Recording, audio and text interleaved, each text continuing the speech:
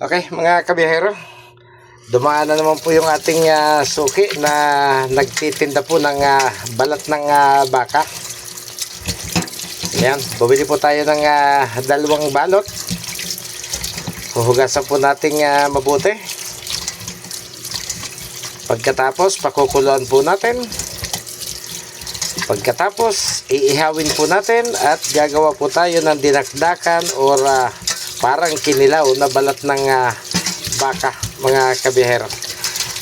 So, isang balot lang po muna yung ating ginawa. Baka maisipan po nating magluto ng kare-karing balat ng baka sa darating na araw. Yung isang balot po i-reserve natin para gawin po nating kare-kare.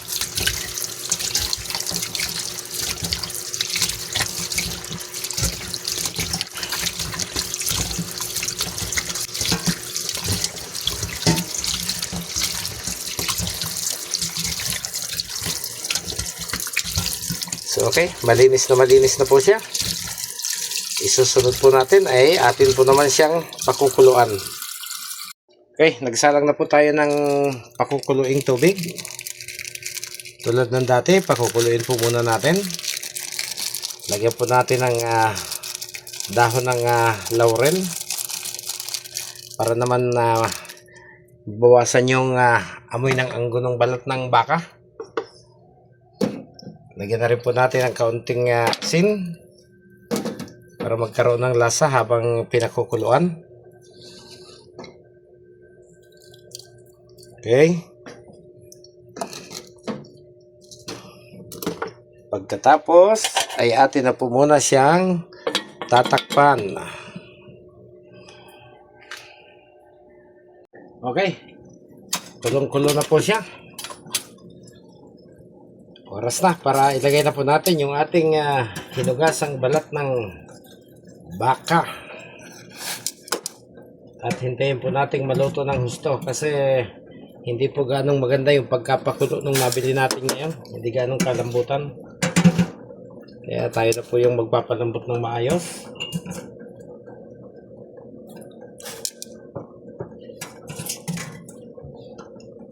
Ayan.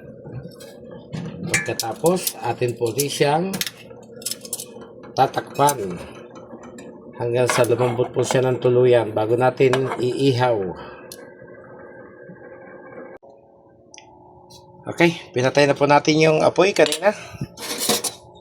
So ayan, luto na po siya. Hugasan po muna natin ulit at patuyuin po natin yung tubig bago po natin ihawin, mga kabihera. Ayan. Napakainit.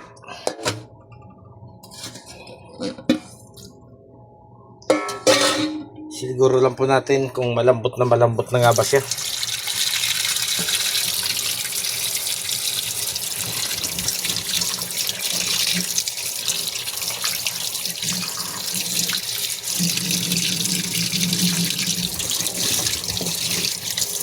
So ayan, malambot na siya. Para na siyang pang kare-kare.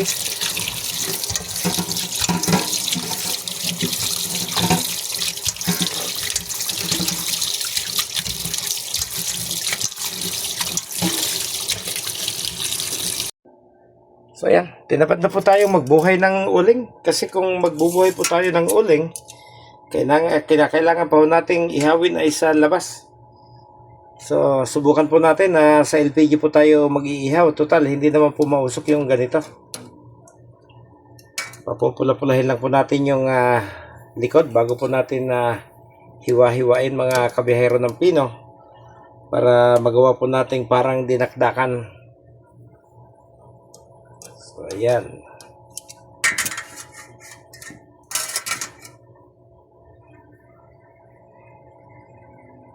So, ayan po, mga kabihero.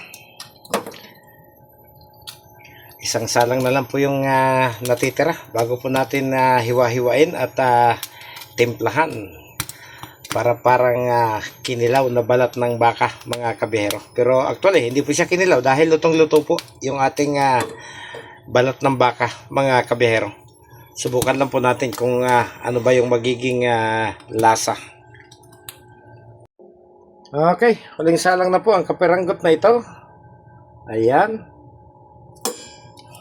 Mas mabilis mag-ihaw dito kaysa sa uling. Pagkatapos, ilagay po ulit natin sa tubig at hugasan po natin para matanggal po yung kanyang uling-uling. Yung kanyang mga sunog-sunog at nang hindi naman po natin makain yung mga uling na dumikit sa kanyang katawan dahil sa pagkaka-ihaw.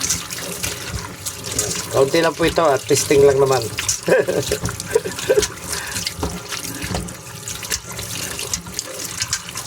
Kaya lang po natin inihaw para ho mabago yung kanyang aroma kapag atin na po siyang tinimplahan mga kabiyahero.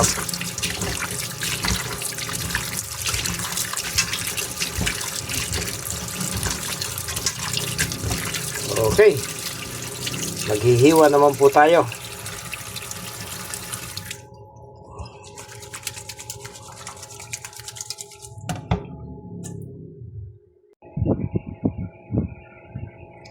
Okay, hiwa-hiwa naman po tayo mga kabiyahero.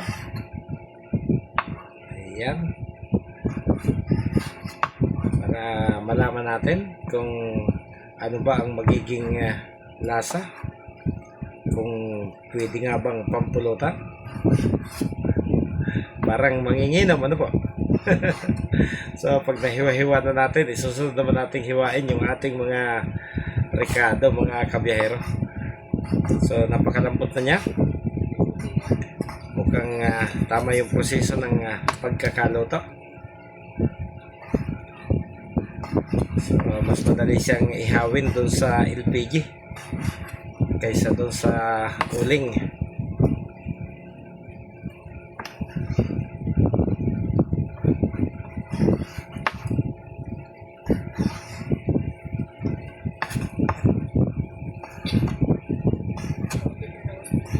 So kung minsan po itong mga balat ng bakang ito ay ginagawa po natin kung minsan ito na parang gutong Batangas. Masarap din po siya gawing parang gutong Batangas or parang papaitan.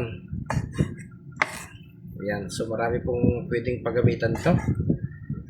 Pwede rin po ito sa Bicol Express.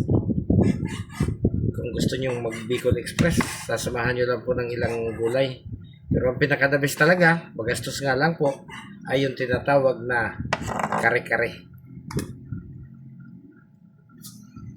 So mga kabiyahero, ito po yung kinalabasan ng ating pinalambot na balat ng baka, yung isang balot. At ito na po yung ating mga sangkap na gagamitin. Mayroon po tayong bawang, mayroon po tayong luya, mayroon po tayong sibuyas, mayroon po tayong siling green, mayroon po tayong kalamansi, mayroon po tayong seasoning at paminta. So lalagyan po natin siya ng kaunting asin at kaunting vinegar mga kabiyahero. So tara, templahin na po natin. Okay, magmimikos-mikos na po ulit tayo. Lagyan po natin ng paminta. Ayan, pinabad na ang balat. Lagyan po natin yung ating sibuyas. Natin yung ating luya. Lagyan na po natin yung ating bawang, yung ating sili. Ayan.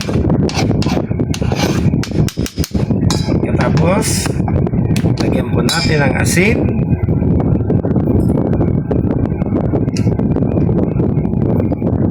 Ayan. Lagyan po natin ng seasoning.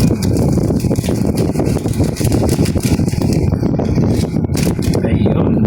Tapos, lagyan po natin ng suka. Ayun.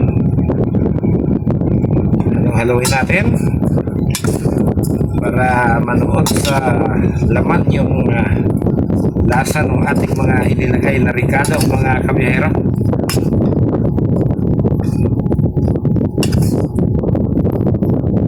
Mamaya malalaman natin kung ano po yung kanyang magiging lasa. Yan, lagyan po natin yung kanyang kalamansi para mabango. Alisin natin yung buto at isama natin yung isang balat. Ayun.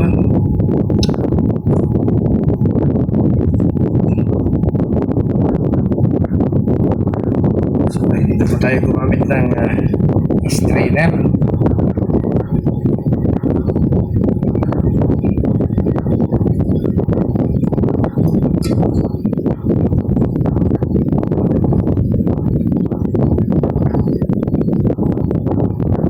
Ganyan natin yung buto. Ayun, may sumamang isa. Alisin ulit natin. Ayun.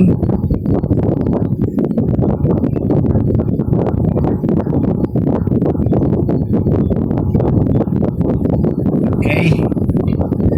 Katapos, mikos-mikos ulit.